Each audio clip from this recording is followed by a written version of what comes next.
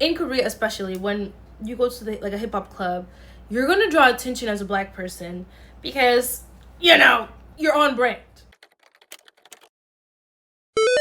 So you're a black woman and you want to live abroad or live in Korea specifically. As a black woman who's been living here for 6 years, I just want to share some things that you should consider before moving abroad. The first one is you're just going to have a lack of access to like beauty products and makeup products that are specific to black women. As much as Korean beauty companies like to expand in terms of like makeup and their shade ranges, a lot of times their shade ranges lack when it comes to the darker skin tones. There are a lot of popular brands that people have heard of. In my experience, they'll have like some shades for lighter skin complexions and they'll have shades for darker skin complexions, but the brown skin lacks. So I've yet to find a Korean foundation that matches my skin specifically. They always kind of have like slightly lighter than me and then slightly darker than me and then much darker and much lighter, but they don't really have enough of the brown skin tones and undertones. Although they're expanding their ranges, I do think that over time it'll get better, but at least for right now I've yet to find a foundation that matches me, so I still rely on Western foundations to have shades that match me. I have heard of like some other brands that have expanded their ranges recently, so I will be trying those, but as far as I'm concerned right now, I haven't found like the perfect match. Or if it is my shade, the undertone is slightly off. So I do feel like they're still kind of in the 2000s era of foundation where they do have some brown shades. It's just I'm not really sure who that foundation is matching because it's not matching me. Okay. I still rely on like people coming to Korea and visiting and me asking them to bring me foundation, or me going to America and buying it in bulk, or taking an opportunity like with them in Southeast Asia and trying to get foundation there, or just taking the L and paying expensive shipping fees to get it sent to Korea. All of these are annoying and inconvenient, so when you're coming initially, make sure that you bring like a year's supply of makeup foundation, 2 years supply even, like, because it's just not convenient and it's not accessible. The second thing I want to talk about is hair. Black hair is so specific and unique, and we have particular products that are for our hair. And so you have to make sure that you bring all your favorite products, because not only will you not find it in Korea, you're gonna find some that are overpriced. So they do have like Coupang, the Korean Amazon that sells some black hair products, but oftentimes they just outsource it from Amazon, and you end up spending. One time I paid 20,000 won for Eco Style gel. I paid 20 USD for Eco Style gel that was this big. So how much does Eco Style gel cost at the beauty supply store back home? Stuff like that.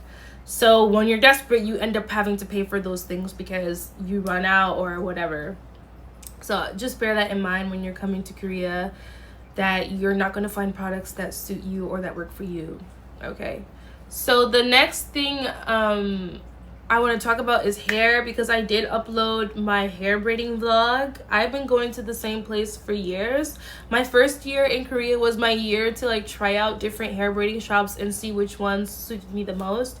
And I've been scammed, I've been finessed, I've been so dissatisfied with services from places. And although they have hair braiding shops in Korea, they're not all created equal. All their services are not the same. All their abilities are not the same. So yeah, there are Facebook groups that advertise for this. They have Facebook groups for everything.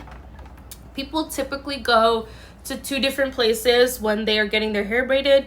Either they go to Itaewon and hit up the African braiding shops, or some people have abilities and they just do it out of their house, out of their apartment, or people go to the military bases to get their hair done. So those are the like major sources of getting your hair done. I go to Itaewon because I live in Seoul, and I live really far from the military bases, so I just don't want to make the commute. But they do have some gifted hair stylists there.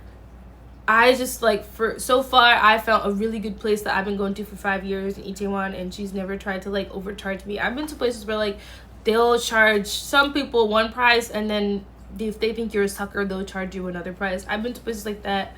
Or I've just been to places where like there was a time where my hair, I had did a big chop and I was getting braids, and then the woman cut, because like she didn't want to like tuck in the like freshly chopped hair into my braids. She just cut off large chunks of my hair. Like, it wasn't like they're cutting the little strayaways. No, she was cutting off chunks of my hair because she didn't want to tuck it in properly to the braid. Like, I've been to some nightmarish places, so I stand by the woman that I have been going to for 5 years, and that's Elohim Hair and Beauty. She advertises on the Facebook, and you can contact her via Messenger, or you can DM me and I'll give her phone number. She's not on the map. Like, her shop is not on the map, so you would have to like contact her through her phone, like call her. That's how you can book an appointment with her. But I've been going there for 5 years, and she does all my braids, she does all my sew-ins, and I've never been dissatisfied with the services. Like, I've always been pretty satisfied with the results of my hair. And it's just hassle-free. She's giving you a fair price, and I just feel like if I'm getting all of those things, I'm not going to experiment anywhere else and be disappointed and finessed out of my coins. In terms of beauty, I think that those are the top things that people have to consider. The next thing I want to talk about, and it's very niche and specific, and maybe not everyone's going to understand what I mean by this, but just be very careful, Black women, of the friends that you make in Korea. Oftentimes, especially when you make friends of other races, this is not always the case, okay? There's always exceptions. But there is something that happens, especially when you're younger, when you come here, your early 20s, and you go to the clubs. Sometimes people of other races like to befriend Black women because they draw in attention in clubs. Okay, so like when in Korea, especially when you go to like a hip-hop club, you're gonna draw attention as a Black person because, you know, okay, you're on brand with the ambiance. So automatically when they see like a group of Black people walk in, the vibe kind of changes a little bit, and everybody's kind of like, oh, you know what I'm saying? You start dancing a little bit. You could just do a simple two-step, and people think that you're doing Michael Jackson moves. So sometimes people who don't have the best intentions like to take advantage of that, and so they'll like to befriend Black women exclusively for the club, not for anything else. They're not asking you to go on brunch. They're not asking you to go on a trip with them. They're not asking you, let's explore this part of the city. Let's do this thing. Let's have this cultural experience. They're not asking you to do those things. They got other friends that they're doing those things with. But they'll hit the Black girl up and blow up her phone. Oh my God, you gotta come out tonight. Come out. Oh my God, come out. We gotta go to home day. We gotta go to eat Tim, whatever it is that you're going to. They like to invite Black women for those situations because they know that when you go to the club, you're gonna dance. You know what I mean? It can be a simple little dance, but you'll draw attention, and you know what I mean? And so people like to take advantage of that because they're kind of using you as like this entertainment magnet to draw in, especially male attention, because you're Black and you're the life of the party in Korea. The club don't get lit till you get there. That's my opinion. And from my experience, like when I was younger and I would go out, I would experience that like some people of other races, they'll only invite you out like to go out to the club. They're not inviting you out to go to brunch or anything like that. So I've noticed that, and I've had discussions with other Black women, and they've had similar experiences as well. And sometimes it's not always easy to clock. So like, sure, I'm not saying not to make friends with people of other races. Make all the friends that you want, but just make sure that you're making friends that have similar values as you and are not just using you as some sort of like entertainment puppet so they can like bag a Hongdae guy, if that makes any sense. So like, oftentimes they just want attention from specific men who like hip hop and who have a specific aesthetic, and sometimes Black women draw those men in, and so they kind of like to be around Black women only in those circumstances and not anything else. And sometimes you might not necessarily catch that. And I know that was super niche. I clock stuff like that, but initially when I first came to Korea, I didn't necessarily catch that. So you're like, oh yeah, let's go out. Oh my God, yes. But God forbid you get the attention and they don't. God forbid people trying to ask for your phone number, your Kakao, your socials, and they're not asking for theirs. Then you start seeing people true colors. They start, you know what I'm saying? Because that wasn't the purpose of them going out with you. Oftentimes, like, people want to talk about racism in Korea, but a lot of the big moments of racism that I've experienced in Korea has not been from Koreans. I've experienced more microaggressions and more racism from foreigners in Korea than I have Koreans in Korea. So just let that sink in. Like, just because that person's from your hometown or whatever, or they're American like you, they're British like you, whatever it is, does not mean that that's your person. So just be very, that's just like, I mean, making friendships in Korea is tough, point blank period, but that's just a special little black experience that I want to share with people, because sometimes like I'll bring it up to someone, like, or like I'll meet someone and I'm like, hey, like, y'all be hanging out in other situations, or is it just going out? And they won't even clock it. They'll be like, wait a minute, we only hang out to go to the club. And if you say, God forbid, you say you're tired and you don't want to go, you'll see people's true colors. Like, they're not inviting you out to go to brunch the next day. Like, they're not inviting you out to go on a weekend trip with them. Like, they're or to, you know, to go to the mall with them, to watch a movie with them. They're not inviting you out in those spaces. They're literally only inviting you out to go to the club so that you can draw male attention. And that's just sad, but it's a reality here, and I would hate to see my sisters getting played out like that, or like being used and not even being aware of that is happening. Another thing that I want to talk about is dating in Korea as a black woman, and this should be its own video in and of itself, but on brand with that. Not only do you attract friends in specific occasions because you're black and they feel like you're hip-hop, you're Tyler, you're this, that, and the third, and so you're going to draw in certain attention. That also is the case for dating, like where people who have fetishes about black women, or they just think black people, they don't even know black people as people, they just know black people as hip-hop. Sometimes you can meet people who are just fetishy and weird, okay?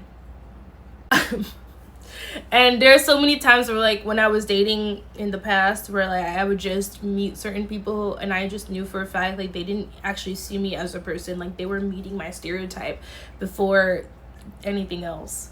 And so just bear that in mind when it comes to dating in Korea as a black woman. Like, sometimes people have these fetishy weird things that they want to satisfy within themselves, and they're using you for that. So you just have to, your vetting process when it comes to dating and friendships is a little bit different. I'm not saying, of course, everybody's getting fetishized and whatever, but I'm talking about the black experience, which is unique and specific. And so just because he look like he like hip-hop don't mean he's for you, okay? Actually, matter of fact, avoid those type of dudes altogether. Avoid the black cosplay type of dudes, and you know the kind of guys that I'm talking about. They're not for you, okay? So anyway, that's my advice to you as an older sister. There are so many other things that are specific to black women that I could talk about, like in terms of like racism and other things like that, but I just wanted to brush the surface. And if anybody ever has any questions, like, you can ask me like further, or I can go into more details about specific things. But I did just want to touch base on like general things that people should consider before, black women should consider before moving to Korea, because our experience, as always, is unique and special.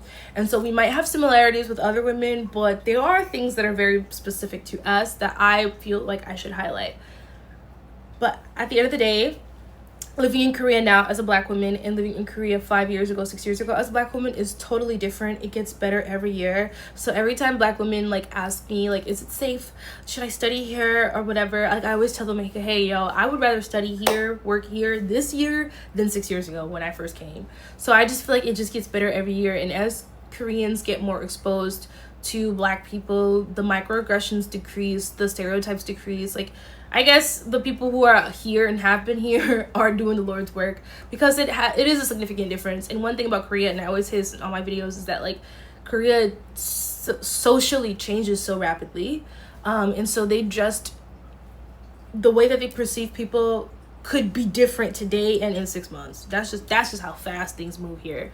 So I just wanted to highlight some like good things, because it's not always stressful and hard. Like, they're like just things that people should be aware of and should be prepared for before they pack their life up and move to a country like South Korea. Don't forget to follow me on TikTok and Instagram, because I post regularly on there. I post on Xiaohongshu too sometimes. Like, I'm on all the platforms kind of dilly-dallying, but I do post on YouTube regularly, once or twice a week. So stay tuned for my videos and my vlogs, and I will see you guys in the next one. Bye.